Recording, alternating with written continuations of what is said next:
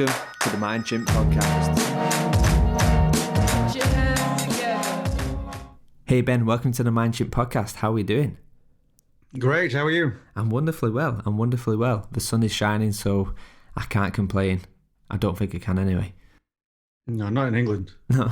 Gorgeous weather, very nice. This is it. Like, we only get 4 or 5 days, right? So we need to make the most out of it. So Ben, I guess with my guests, when I get them on the show, the first thing I tend to ask them is, what is their tagline, their log line, and do you know what yours is? Log line. I've never really thought about this in those terms before, but I suppose I'd say very much an employee experience explorer. Oh, nice. Nice, I like that. I guess we'll jump into that in just a sec. However, what I want to do first is I want to just fire some quick words at you, and I want you to just tell me what comes to mind when I say these. Oh dear, are you a psychologist? Here's a couple of pictures of just some black dots and tell me what you see. No, a butterfly. It's always a butterfly. Or a bat. Yeah. Oh, that was Batman, wasn't it? Perfect. Okay, so the first one, employee experience. Employee experience, everything. Okay. Culture. National. HR. Change. Values and behaviours. Critical. Perfect. Thank you for that. So, when you was in school, Ben, and the teacher would say to you, Ben, what do you want to be when you grow up? What was it you would say to that teacher? I went through an evolution on this. I started off as an ice cream van driver. Okay. I was fixated on the ice cream vans when I was a kid for obvious reasons. We like ice cream. From there, I progressed to a professional rugby league player. And I kind of pursued that with all the vigor that I could between the ages of 8 and 16. And I was doing okay. But the talent didn't stretch so far. So then I had to seriously reconsider everything about my life. Fair enough. So tell me a little bit about the tagline. So you mentioned you kind of want to, an employee experience explorer. So yeah, maybe break that down for me a little bit. Well, for me, so I started off in customer experience when I was young, and developed a real interest in people and customer experiences. And, those first few roles I had were very interesting, just observing human behavior, the way people responded, their emotions, their backgrounds, the decisions they took in moments within the customer experience. So I looked at the customers, but I also looked at the way professionals were dealing with that. So that kind of grew my fascination with people and humans. And I thought, where's best to apply my trade around that? And that's what led me to human resources. So from there, it's just been a kind of a long-term exploration of employee experiences in a wide variety of organizations globally and locally. I've worked internally for a long part of my career, but the last few years I've been out and about looking some of the world's biggest organizations, but also some of the high-growth organizations as well. So understanding what they're doing differently in some cases, but what needs to change in other cases. So really, that's where I would come from in terms of an employee experience explorer. It's a genuine and sincere interest that I have. So it becomes something more of a lifestyle choice than a profession. Oh, nice. So I think I came across you originally, we've talked back and forth on LinkedIn over a while now, but I think I came across you through Mike Collins, and he was at River Island, and I think you was doing some work there or something like that. But ever since then, I've always kept up with what you kind of up to and whatnot. But I guess, and that's kind of what's. So I kind of see I've been doing employee experience before it became cool, and I didn't know I was doing it, and then I kind of looked at people who are doing it really well, i.e. you, and kind of followed you and kept up to date. But I guess this first question really is kind of looking at employee experience now. What are the top challenges you see with maybe given how much you can talk about your clients and NDAs and whatnot? But yeah, what's the biggest challenges you see within employee experience at the moment? Well, for me, I mean, the evolution over the last few years has been really tremendous everywhere.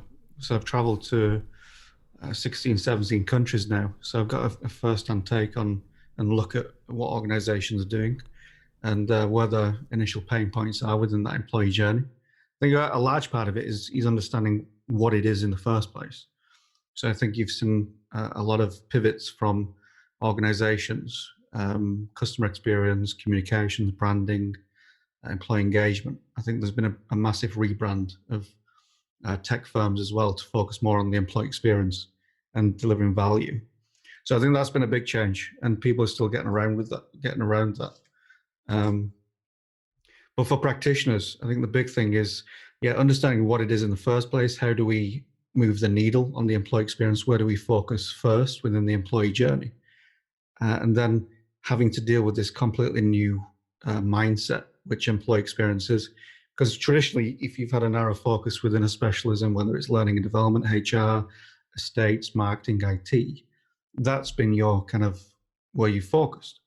But now we're saying experiences are on top of the organizational agenda.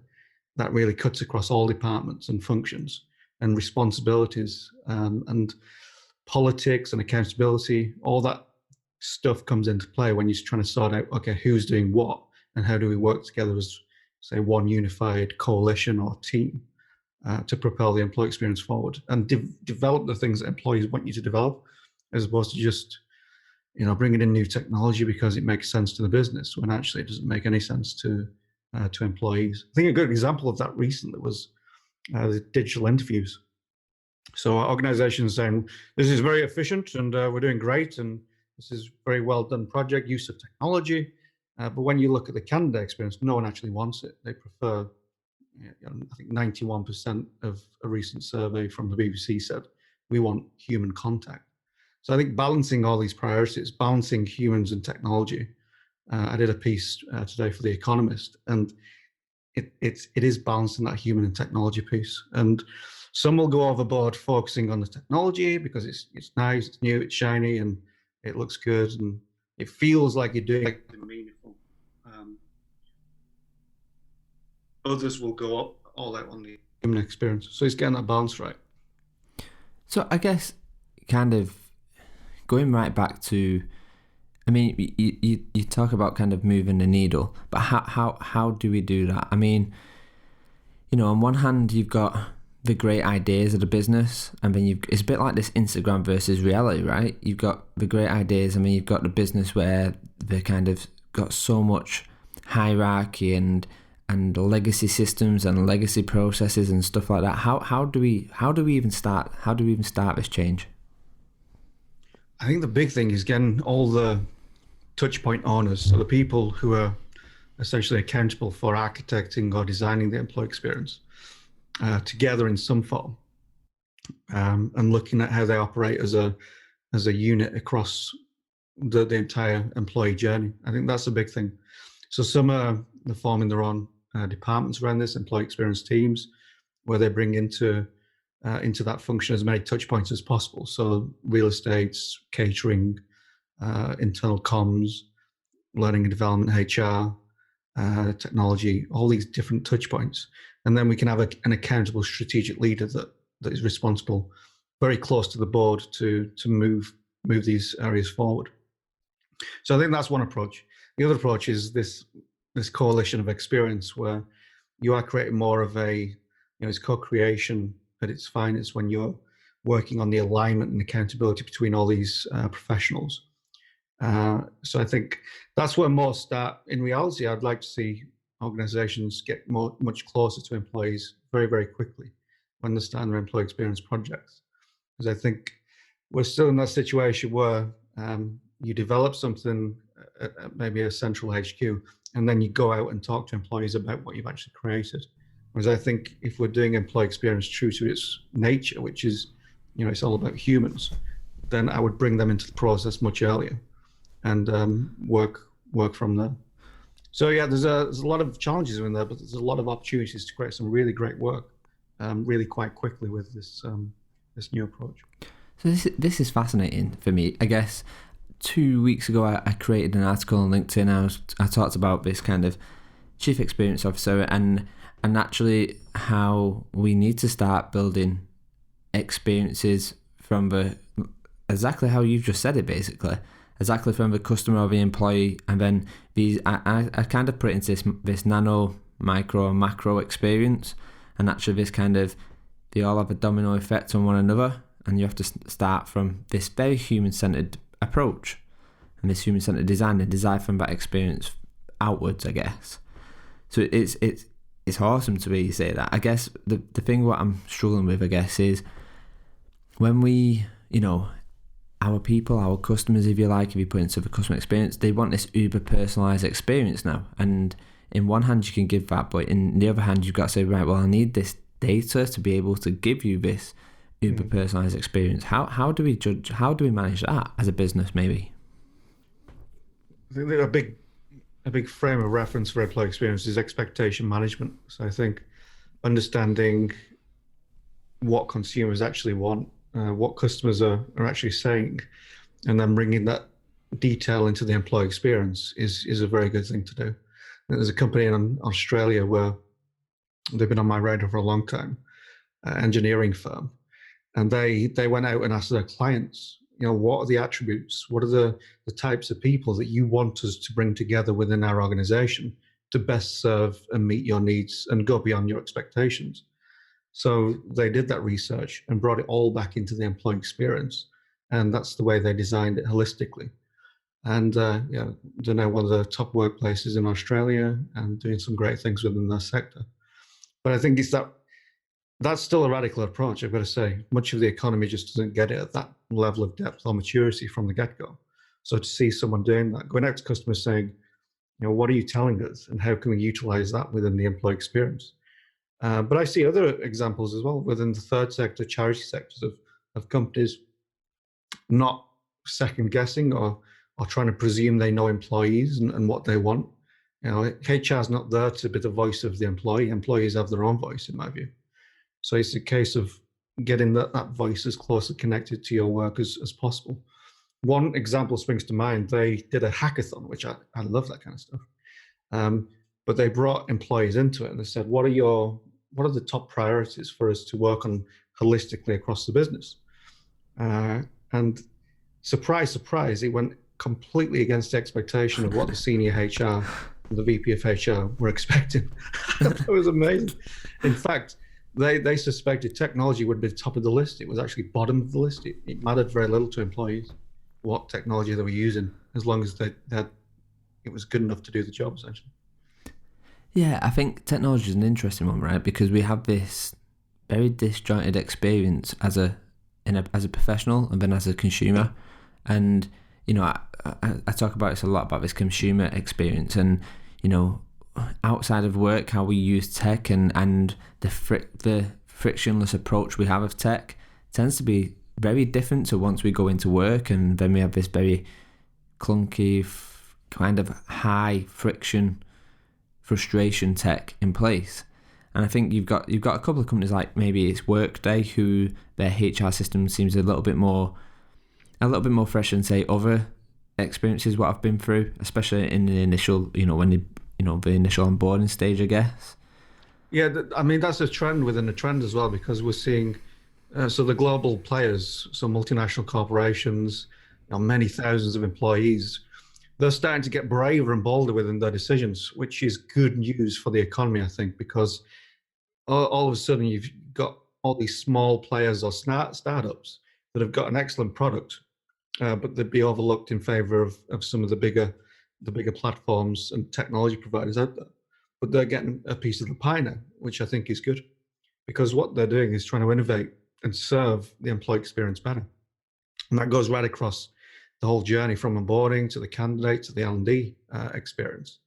And I think people have been surprised by some of the decisions. There's been, these really big organizations saying, well, we want to do things differently.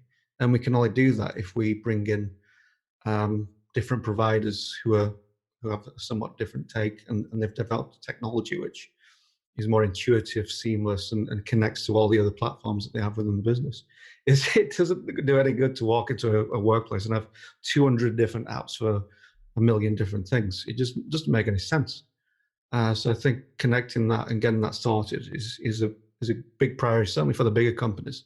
Smaller companies, maybe not so. There's not so much urgency around that, but I think getting in place a good system or good tech from the early days is a good thing to do in any case. Yeah, no, definitely. And I think it is that thing. It's kind of that scalable, kind of, does it have an element of collaboration? Is it just easy to use as well? Is massive, right? Yeah, it's funny. We still manage. I don't know about you, but sometimes I have so many different virtual meetings, and I do digital coaching for executives.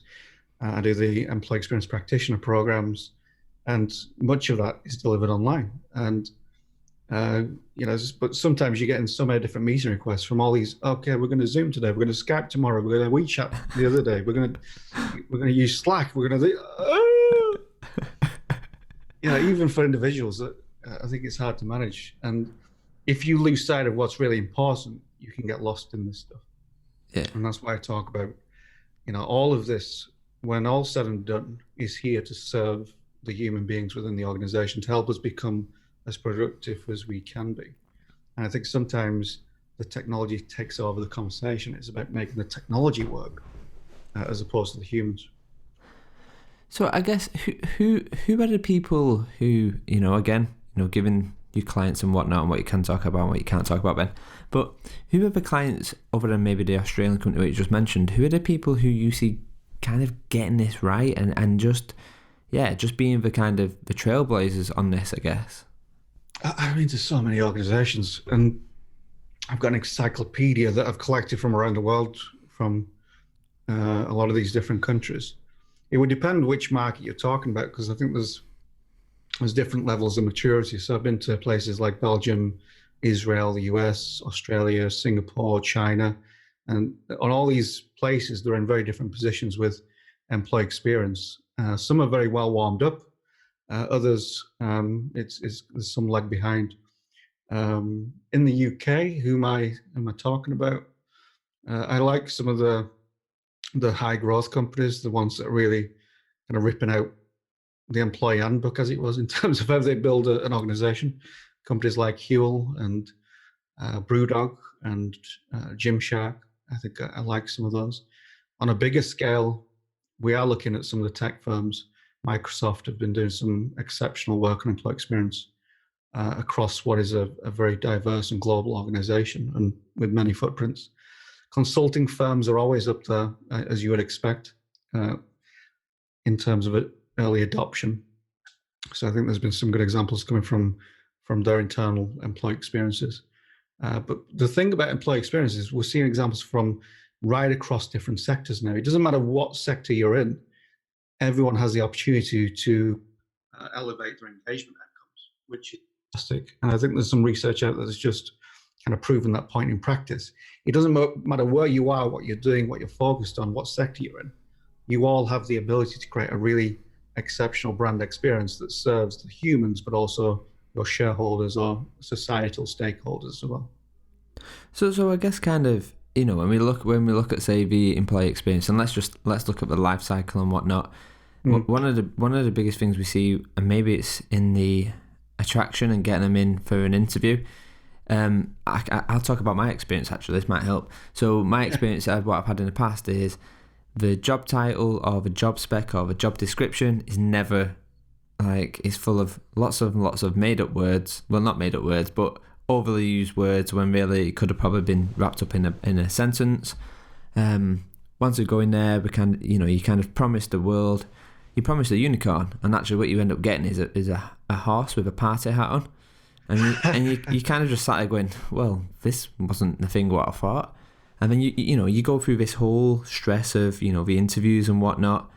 So how do we fix that initial stage? Because I mean, that's one what's not necessarily near and dear to me, but I think it's one what people can relate to very quickly and very easily, because they've probably gone through many interviews and whatnot. But how do we fix that old approach? Yeah, and it's crazy if you're promising things that you can deliver on the inside. And it often comes out of the candidate experience. I've had some dreadful candidate experiences early in my career, to the point where I walked out of several interviews because I just didn't didn't like what they were doing, and I thought they were very rude within the process. And I was junior, I had nothing behind me at that stage, but I still think you deserve to be treated and respected through that process. And also, if they're making promises that they can't keep. I've been in situations where I've said, "Are you serious about doing some great organizational development work?" And you can tell they're not really that serious. It's just more lip service. So I think fixing that at CEO level is a big challenge, because I think CEOs will dictate a lot of the approach, and your employee experience and customer experience will largely be a reflection of your top team and CEO.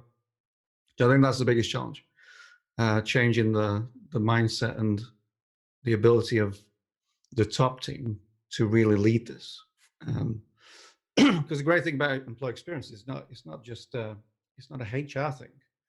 Likewise, it's not a marketing or comms thing or an estates thing. It's not about the quality of the workplace you have. It's about all of that, and it needs to be led strategically across and throughout the business, which is big difference between other approaches, which have been more, top-down, organization-centric. So this really does change the game in that respect. Actually, operationally going in and fixing some of the candidate experience, well, for me, it starts with telling the truth. It sounds like a very, very simple thing, but tell the truth to your prospective employees. Share the truth with them. If you're not this old singing and dancing startup that's well funded, and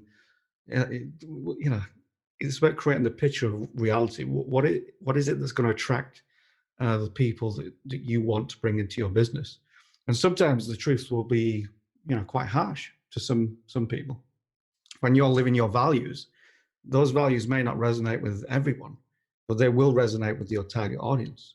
So I think being more truthful throughout the candidate experience, making sure you're promising what you deliver, and that on day one, you haven't realized that you signed up to a completely different organization than the one that was sold to you. So values, I think, is a big thing. We're seeing the resurgence of values-based interviewing. So moving away from culture fit to values. Are we aligned?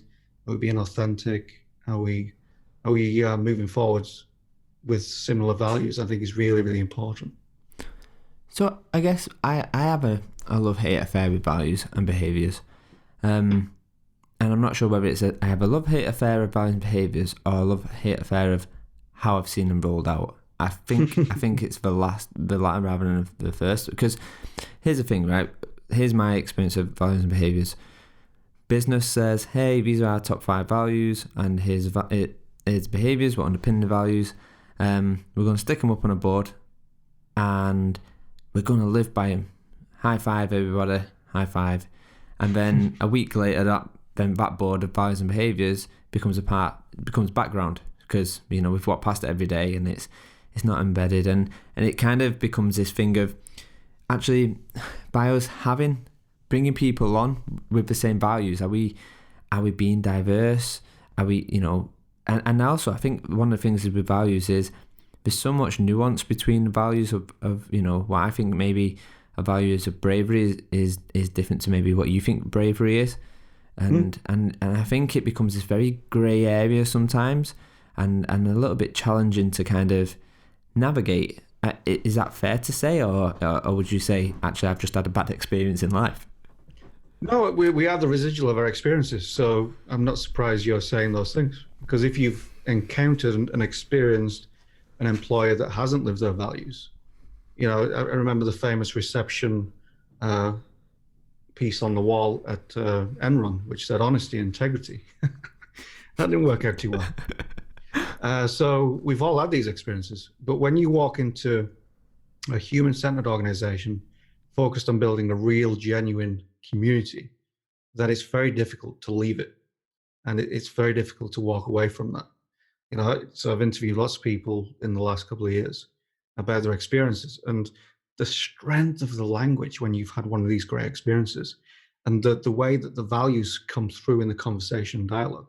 People using language like, it was 4 years ago since I worked for this organization, but if they asked me to do something today, I would go back and I would run through walls for them. So there's been a deep connection there. which I think you can only facilitate through how you apply the values within the holistic employee experience. Now, the problem with most organizations is that they don't understand the connection between the values that they espouse at the strategic level and then how they operationalize them within the everyday experience. That's a big gap within the connection, and that's where most organizations fail. The ones that deliver better performance and better results on the human and business dimensions are the ones that get and harness and leverage that potential.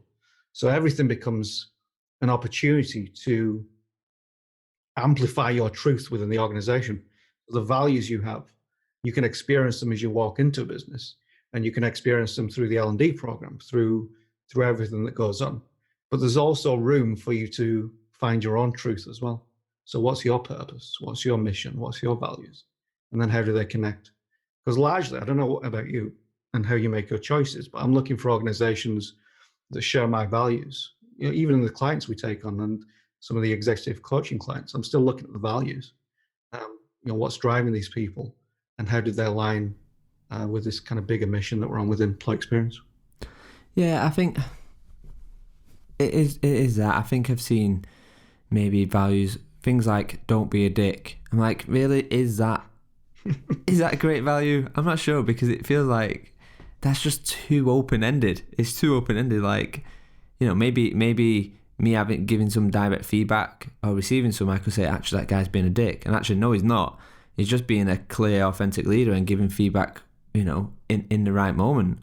And I think that it's really interesting. And, you know, you look at radical candor as an approach. Yeah. Would that work anywhere else apart from Bridgestone within that context?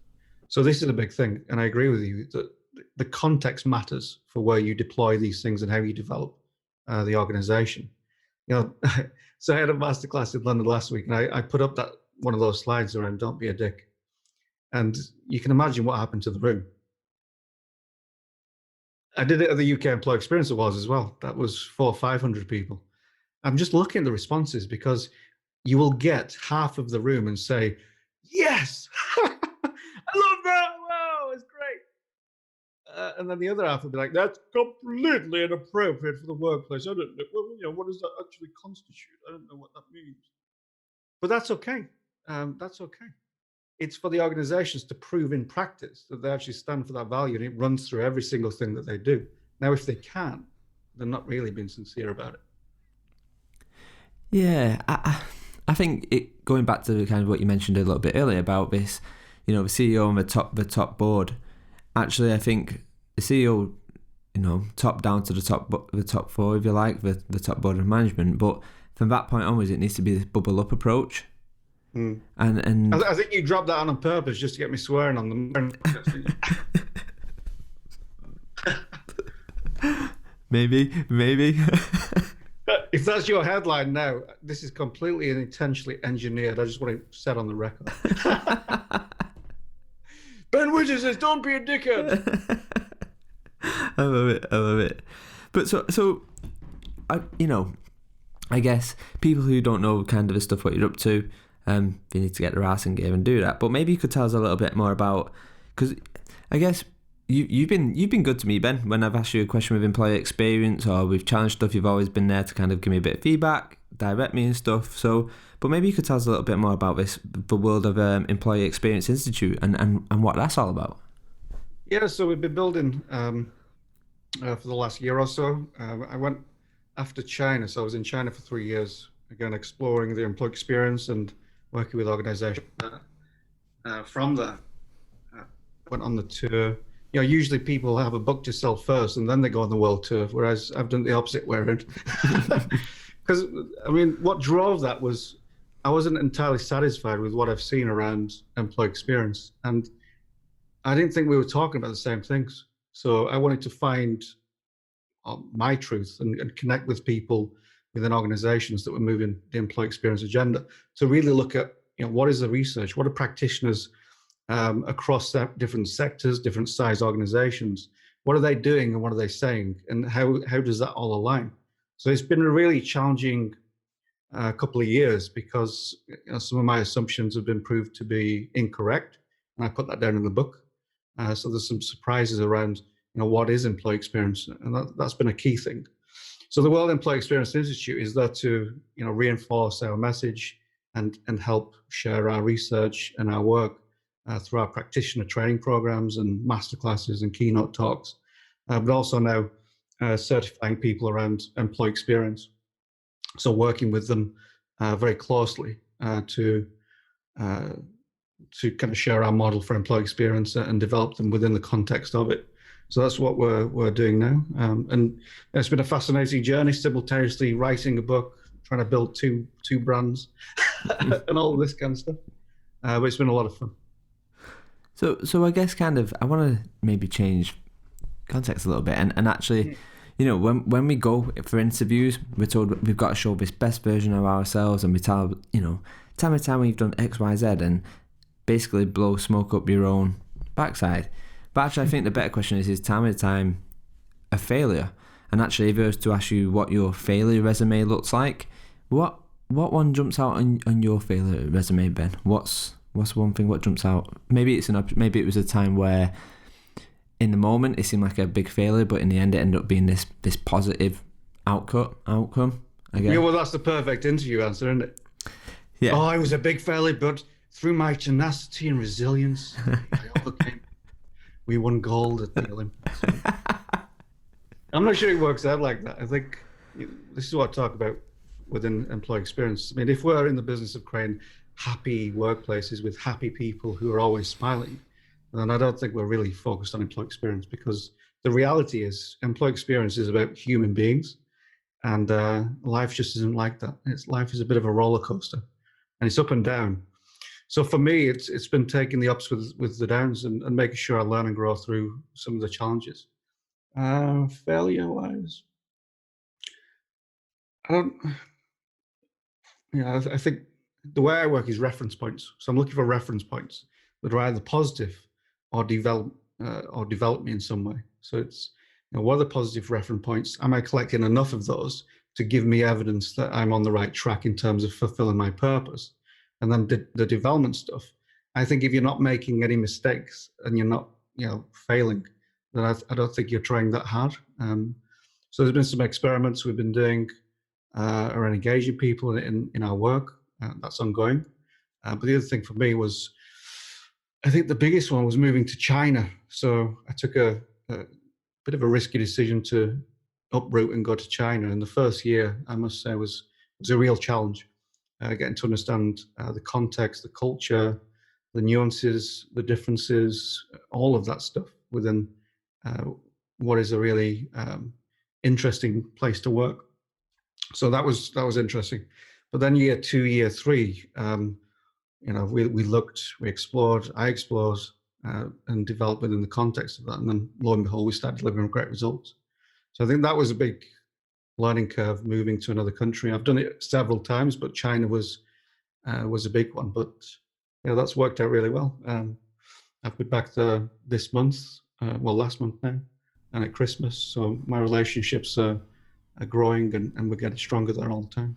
Awesome. Okay then. So let's pretend then you've got a stadium and you've got a billboard outside the stadium. And this stadium is going to, 1 million fans are going to come out of this stadium, okay? And we're all going to see your billboard.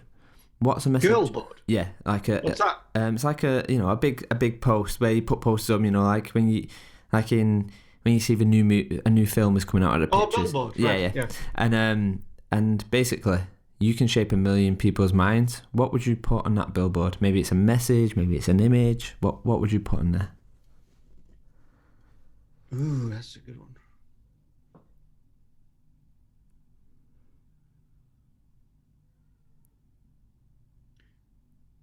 Live your truth. Okay. Why that one? Because I think for the past few years, I've been down the rabbit hole of employee experience, and I've been interested in looking at what is employee experience within the context of organizations, but also what is experience within the context of our life on this planet.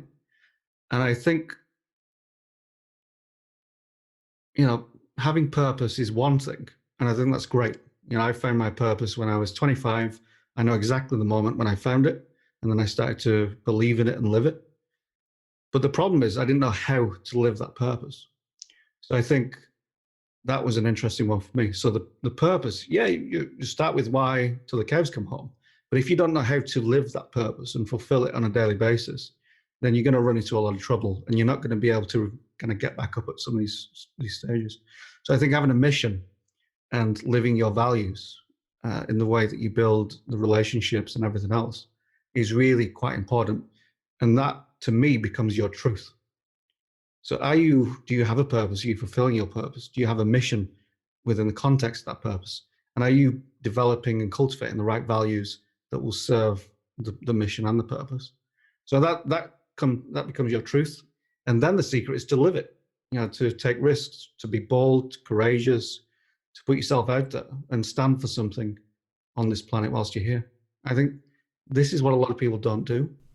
And I think if we can encourage more people, the 1 million people in the stadium, to do that, then I think it's going to be a great outcome. Okay. Lovely answer. Okay.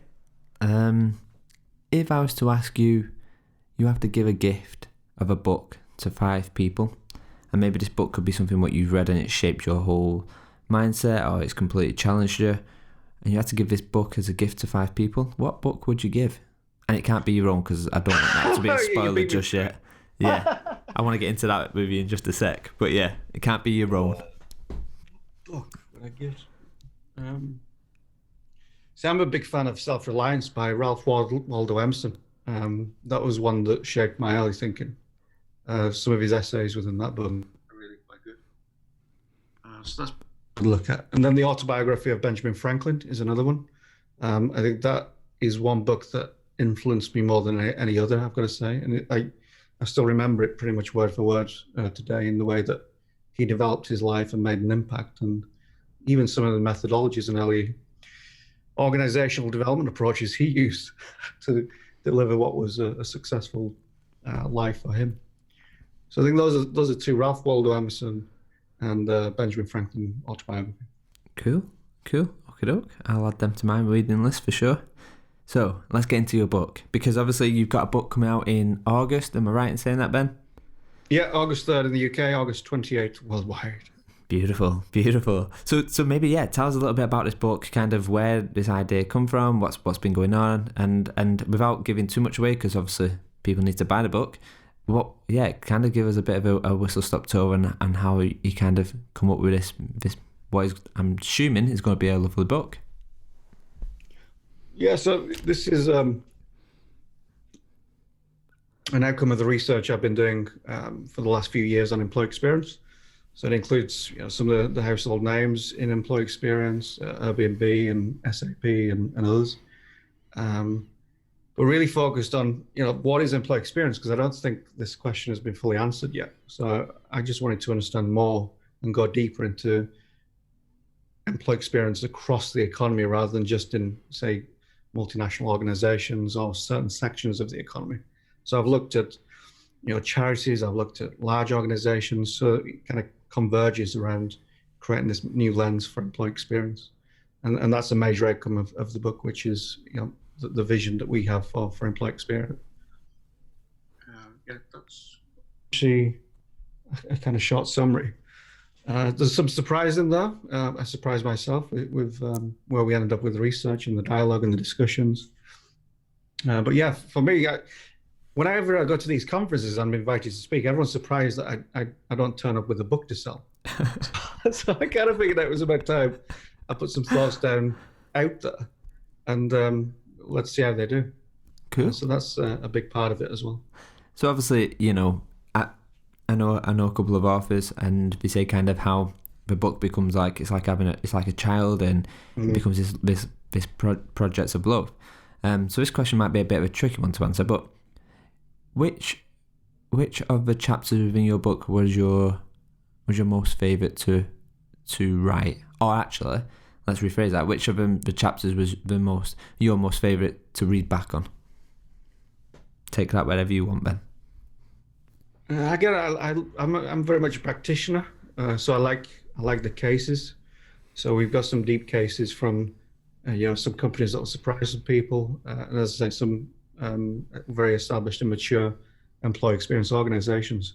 So I like the cases. I like going into the depth of, how they're practicing employee experience and some of the things they focused on to develop great employee experience strategies that are actually really delivering amazing results. And I kid you not, these results are astonishing that we're seeing.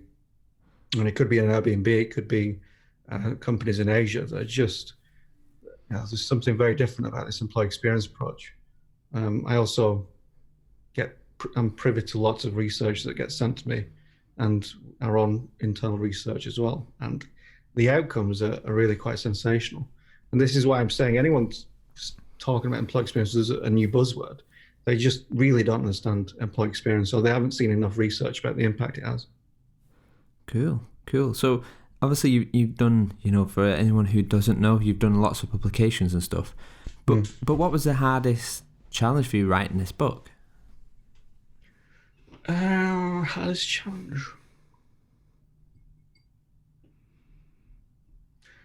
I think, every person who decides to put the thoughts down on paper and put something out there, I think sometimes when you come to write, you have to sit down and just think about the way you want to communicate certain ideas. So I think that was an interesting process to go through. And then working on the feedback, making sure you're communicating the ideas that you want to put out there and stand behind. So getting to that point, that was a challenge, because certain, it could be nuances in sentences that mean something completely different, or it could be a view that isn't expressed as good as it could be. So I just wanted to make sure, and this is where the challenge comes in, that you're getting across everything that you want to stand behind for the rest of your life, essentially, because that's how long a book's going to be out there. But I'm comfortable, so I'm very comfortable, and I'll 100% stand behind everything that I put in there. I think that's the point that most people want to get to. If I was 50%, then I'd rethink the whole thing. But yeah, I'm very comfortable. And I've been sharing it with clients and the model for employee experience we present at some conferences, starting to talk more about it as we get close to the launch day. And the response has been, it's been, well, kind of overwhelming given how much time and effort you put into this. But the response has been great. One session in the Midlands of the UK last week was the feedback by someone who came in quite skeptical, national HR director for a major global brand. But he said, this is something completely fresh and it's totally unique. And, he fully got behind it. And I think seeing that was just incredible. Yeah. So it makes the challenge worthwhile. And I got through lots of cups of tea, I've got to be honest. I mean, that kind of feedback, I suppose that's kind of the most valuable kind of thing you can get from this, right? It's that knowing that the blood, sweat and tears and the numerous cups of tea was definitely all worth it. But I guess, with you knew that, and for me, like I say, you're kind of, for me personally, one of the people who are following, like, is just relevant, interesting, like I say, fresh. But to get that from your conference in real time, that must have been awesome. And the other thing, I think for me, it's been transformational because sometimes, so I've been speaking at conferences around the world and I wasn't selling anything and I wasn't entirely clear on my personal vision and my connection to employee experience. So I was the one that started kind of talking about it very early, back in 2014, 15, talk about moving to experience. But I still wanted to go deeper in, what is it that's really making an impact? What is it that if we focus on it, we can really make some, massive moves quite quickly. So that's where I wanted to get to. But now, another piece of feedback from the HRD Summit at Amsterdam, I think that was last week. A guy came up to me, again, very well respected brand and director, and he said, you were very congruent up there. And I think anyone who studies psychology and NLP will understand the power of congruency. So that was another reference point that I kind of took from him, and okay, good, the message is strong.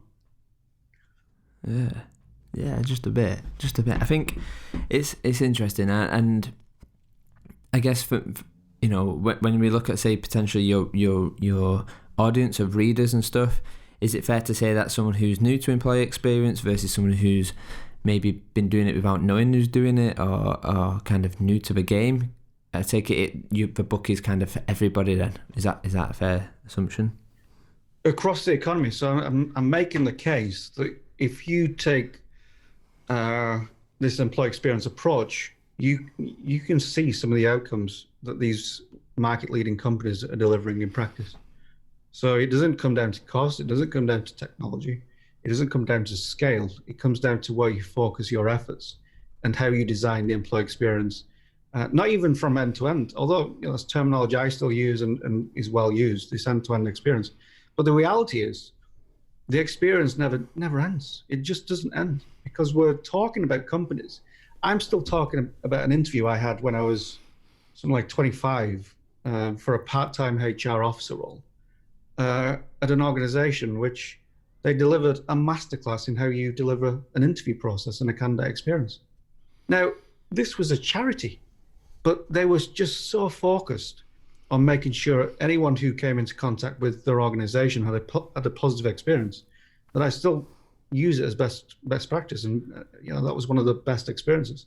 And I've worked in global organizations where it wasn't as good or anywhere near as good as that, the experience that they provided. And it comes down to the simple things: how you treat people, how you respect people, how you treat people like human beings when they come into contact with you. I think these things are more important than ever before, given the rise of technology and all the uncertainty and all the rest of it. So these are, big things. Yeah, and I think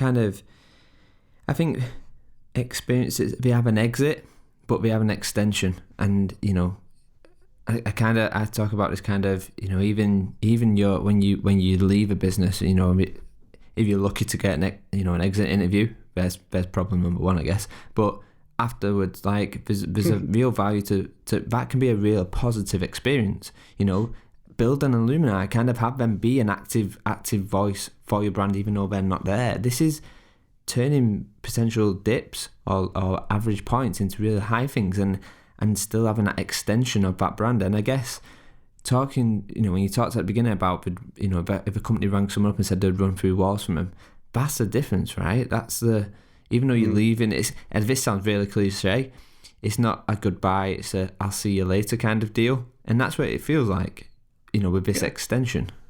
Yeah, I made the point last week. Like the contract may come to an end, but the relationship will continue indefinitely, because we'll always be talking about experiences. Every time I run some kind of keynote or coaching session, we're talking from experience. And it's amazing how often people go to those memorable experiences that made an emotional imprint on them. So in Barcelona a few weeks ago, I just threw out the question: what's your most memorable experience?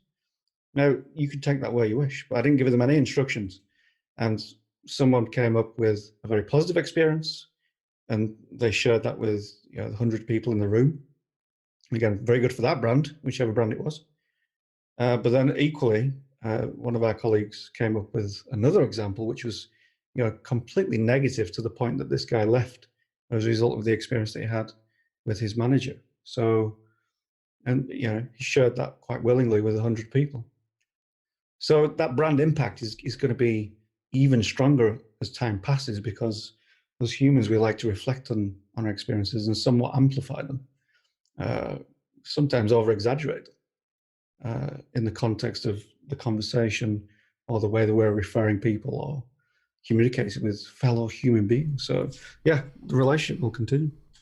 So then I guess this kind of leads me on to the next question then. So what do you see the future of employee experience being? And I guess I don't want to kind of put any more weight to that question. Where do you see it going? Where do you see, what in 5 years, maybe 5-10 years? I don't know. Take it wherever you want to go with that one, Ben. So I think we'll see an initial increase in the use of technology across the whole journey, the employee journey. But then I think eventually we'll see a return to the humans. So I think some people will be running off and kind of finding and buying the technology to deliver more interactive or seamless experience. But I think a big driver of that is efficiencies and scale as well. So I think there'll be something around technology and and the way humans interact with each other. So they must be in balance.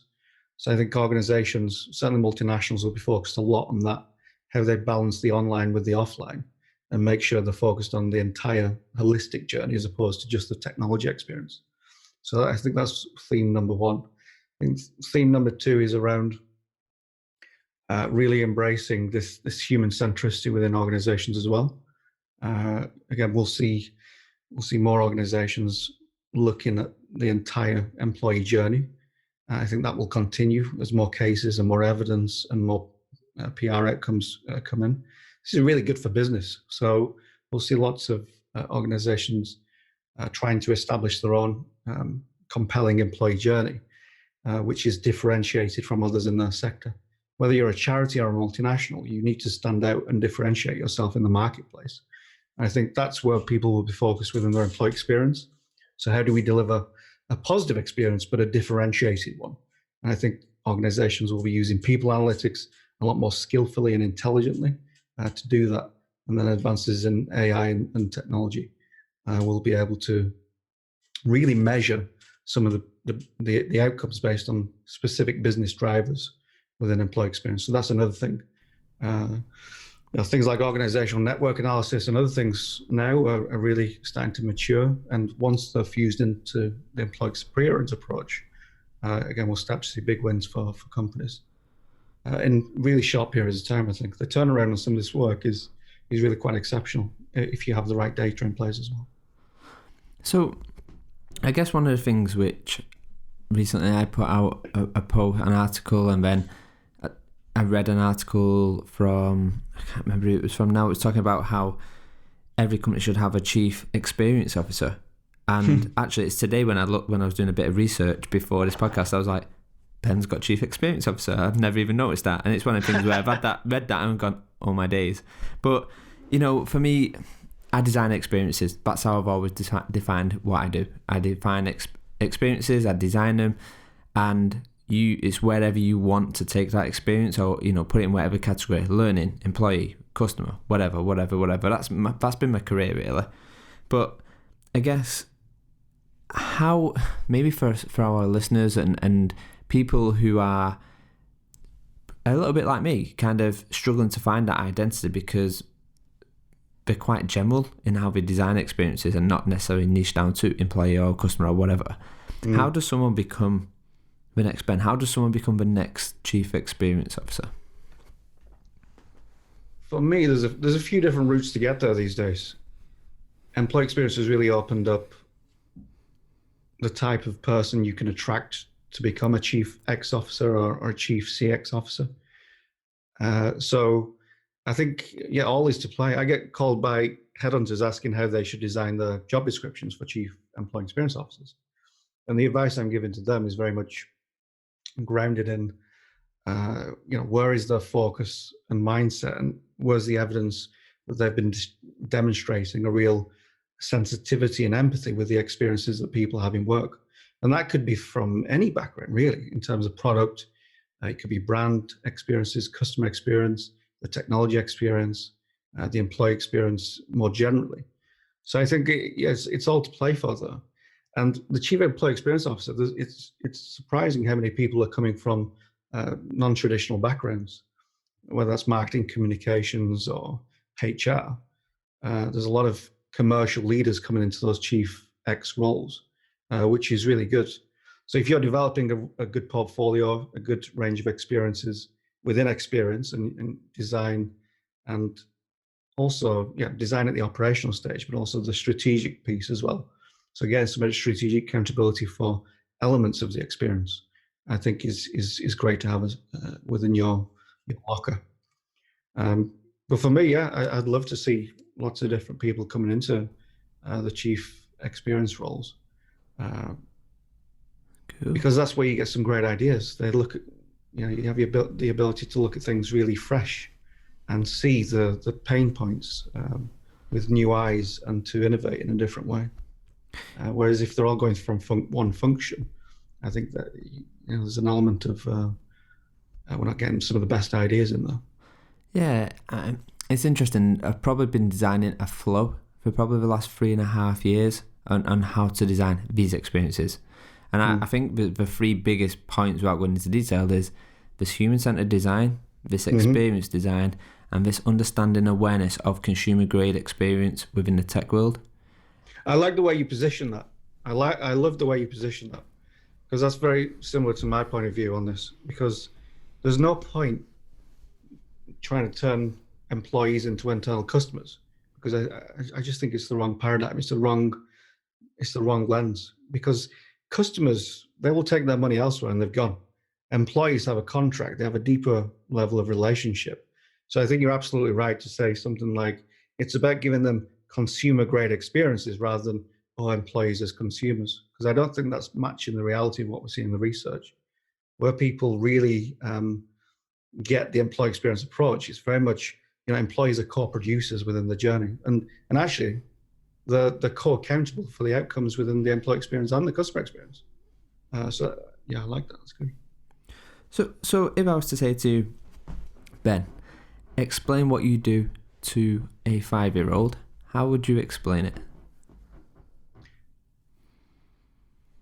Well, I help deliver positive experiences in work. Okay. The next one, and you can take this as deep or as light as you want, Ben. Do you even like yourself? Do I like myself?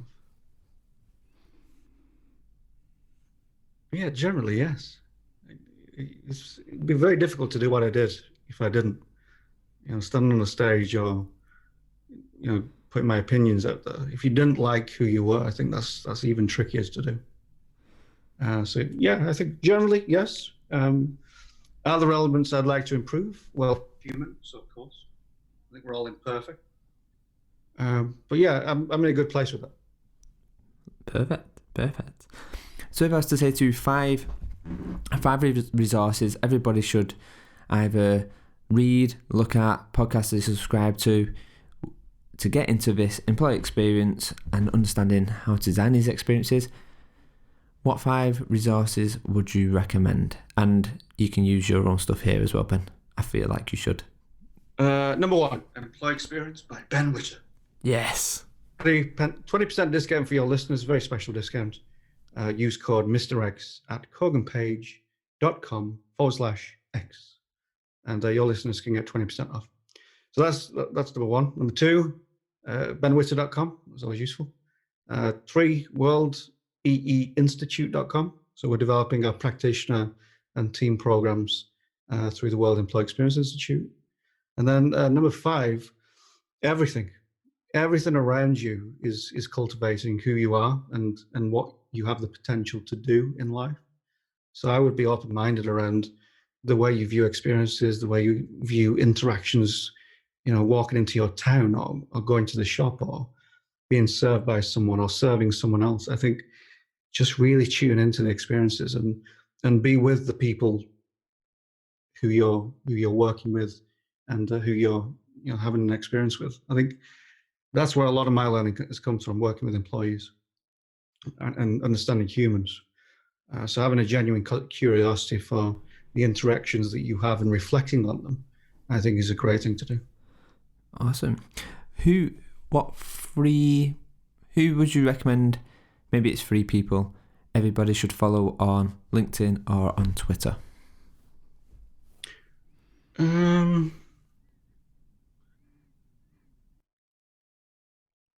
really sure.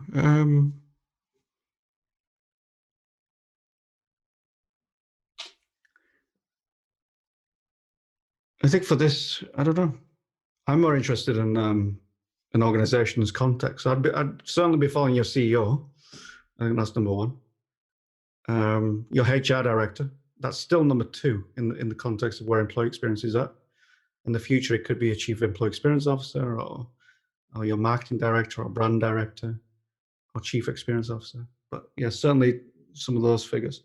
But I would focus on the organizational context initially, because I think that's, as a practitioner, that's where I'm focused. And with clients, I do the same. So it's focused on some of the senior leadership. What are they focused on? What are their values? What are their priorities? I'd go after those as opposed to external thought leadership, to be honest. I'd be focused really on the context. Awesome. I love the way you took that question, and that's awesome. So I guess, Ben, right at the start of the session, of a call. Yeah. Is this turned into a session? Can I send you an invoice? so right at the start of the call, I asked you kind of, when you was younger, what did you want to be when you grew up? And as you know, we're constantly learning, we're constantly developing. So if I was to ask that question, Ben, what do you want to be when you grow up? What would you say now?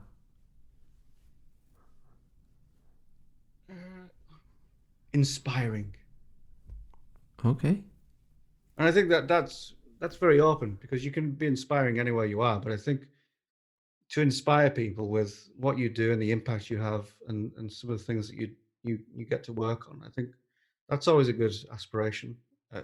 When I found what I wanted to do, which was, funnily enough, work in HR initially, so I went and got a master's, and then I practiced for a long time. It was all about making a dent, or making an imprint, or inspiring someone. So I think that's always a good aspiration wherever you are. I agree. Beautiful. So, Ben, where can people kind of, if you want to find out what Ben's up to, and the stuff what you're doing, and where you're traveling and whatnot, and where can we find the book? Where can we go to keep in touch with you and the stuff what you're up to? So LinkedIn is always a good place to find me. Twitter, less so, but I'm starting to get more active there. For any international colleagues in Asia, I'm on WeChat. I use that quite frequently. Those are I would say, the main places. And if you have any follow-up questions as a result of this, you can feel free to drop me an email, ben@worldeeinstitute.com. I will always reply. There may be slight delays, but I will always reply. Awesome, Ben. Well, it's been an absolute pleasure. Thank you very much for coming on the show. Thank you. I really enjoyed it, and thanks for the great questions. No problem, Ben. Enjoy the rest of the evening. Cheers. Bye-bye.